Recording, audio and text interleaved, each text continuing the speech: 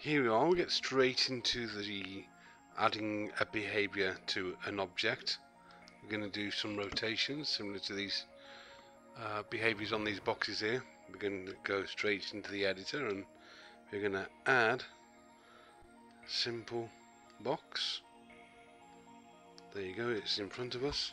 I'm just going to lift it into the air slightly. Whip a little texture on it so you can see what's going on. I use the preset, the first brick, and there you go. As if like magic, we've got a box. Now let's add a behavior. Now I'm going to use the behavior market here in Change Editor, and I've already uploaded one called Simple Spin.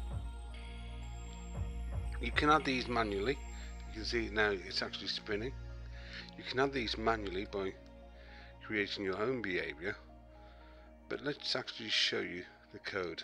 Now there's a lot to look at in this panel. We're not interested in any of that at all at the moment, just the update method. We're using a simple line of code and that's it.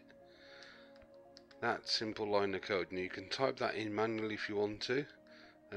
We can change the values for the speed. I'm going to change it to 0.01 instead of 0.001. That's 1/100th of a revolution per update per 1,000th of a revolution per update, and save that. Now we can also adjust, go to the update method, the axis. So I've got X, Y and Z on the axes. I'm going to change it to X and save that, and bang, now you've got a rotation in the X-axis. Now what I should do is rename this to Simple Spin Multi.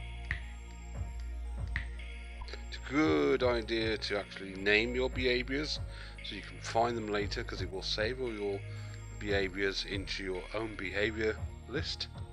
So I'll just go to update, and what I'm going to do this time, I'm just going to copy that entire line. I could just type it,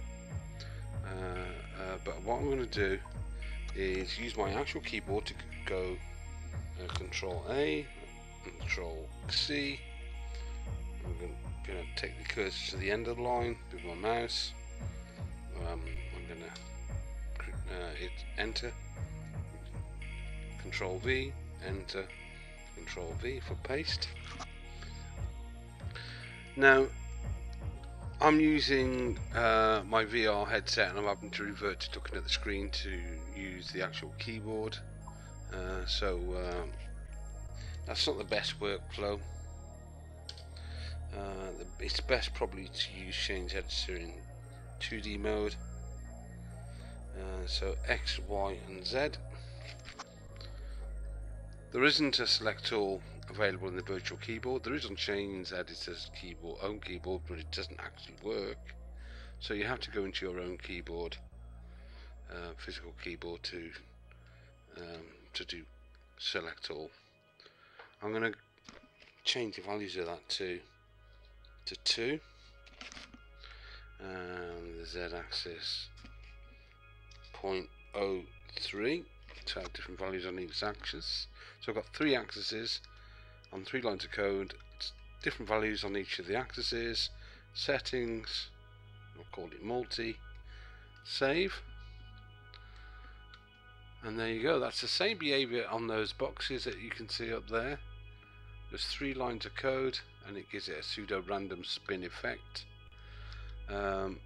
And just for the fun of it, I'm going to add another behavior, and this time I'm going to go to the behavior market.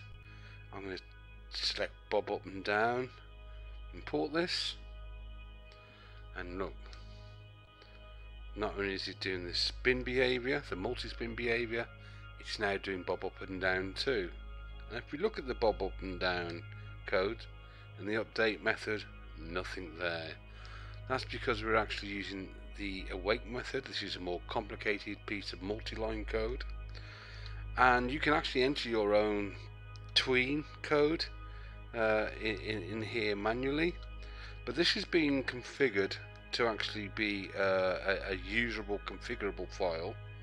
They writing code here to set parameters that you can edit, and we actually edit them in options. So with this particular behavior, you're only interested on this section, options, and it's quite simply laid out for you how to edit this.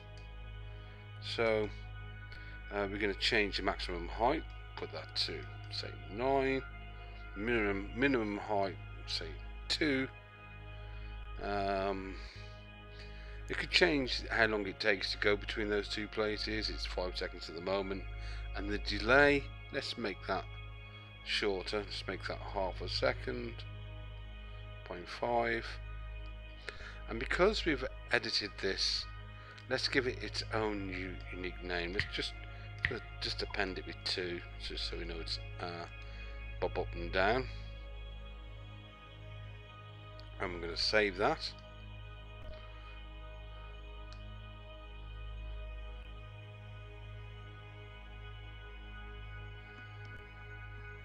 And now it's doing some amazing bobbing up and down in that space. It's starting at 2 meters, it's going up to 9 meters. And that's adding behaviors to an object. And that concludes part 1. I'm going to come back in a short while with part 2, and we will be adding behaviors to groups.